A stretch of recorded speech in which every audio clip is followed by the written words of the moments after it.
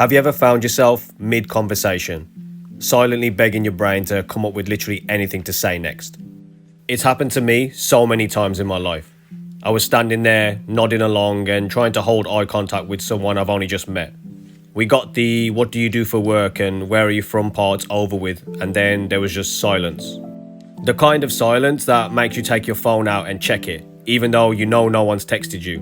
You just don't want to seem awkward in front of them. It's a familiar feeling, right? Whether it's small talk at work, chatting with relatives you barely know at a wedding, or trying to just make new friends at school or college. Conversations can feel like a constant battle of awkward pauses and trying not to come across as weird. For a long time, I thought it was just me. Maybe I was just too awkward. Maybe I wasn't confident enough. But then something clicked. I realized it wasn't about confidence. It was more about skill. And like any skill, playing an instrument, learning to cook, or playing a sport, it can all be learned. So after all this time just winging it and having my fair share of uninteresting and dead-end conversations, I figured out 3 simple methods that have helped me hold conversations with anyone and actually enjoy them too. So let me walk you through them. Step 1, listen like you mean it. Here's the truth. Often, most of us don't actually listen. We're just waiting for our turn to talk. I used to do this all the time, half listening while prepping my next line. The result? A disconnected, clunky conversation that went nowhere. I failed to actually take an interest in the person I was talking to. And because of this, I wasn't listening fully, and there were no questions of actual value I could ask to get even more information from them. But when you truly listen, you start to notice details you pick up on. For instance, someone could mention they just started a new job and that their last one wasn't that great. The old me would have probably said, "Oh cool, hope it goes well for you," and then the conversation would just end. But now I would ask, "Oh really? What is your new job and what made you leave your last one?"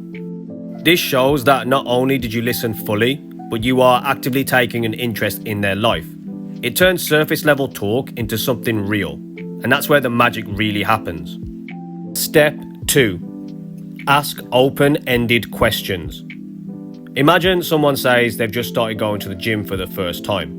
Now you could say, "Oh cool, that sounds fun," but the problem here is you've given them no options to continue this conversation. All they can really say is, "Yeah, it is," and yet again another conversation ends just like that. So instead try this.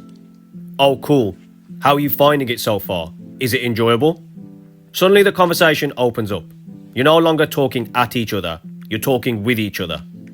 You don't have to care deeply about the subject. The point is curiosity.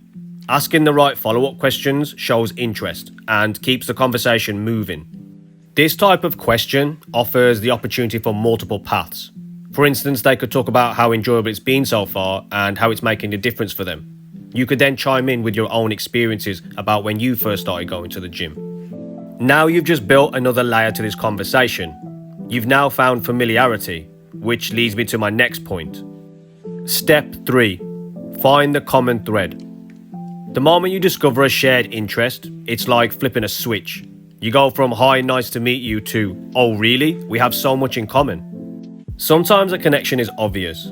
Other times it takes a few questions to start digging up. But once you find it, whether it's a hobby, a favourite Netflix show or favourite band, it gives the conversation a natural rhythm. It's no longer 2 people trying not to say the wrong thing, but 2 people enjoying each other's company, talking about something that interests them. And that's why using the first 2 steps is crucial. It can lead to this final step and completely erase your fear of awkward conversations. And look, not every conversation is going to be perfect. Some will still have awkward pauses, and that's totally fine. But with these 3 simple shifts, actually listening to what they say, asking open-ended questions, and finding common ground, you'll be surprised how much easier it becomes to talk to just about anyone. And who knows, that next conversation might just be the start of something great.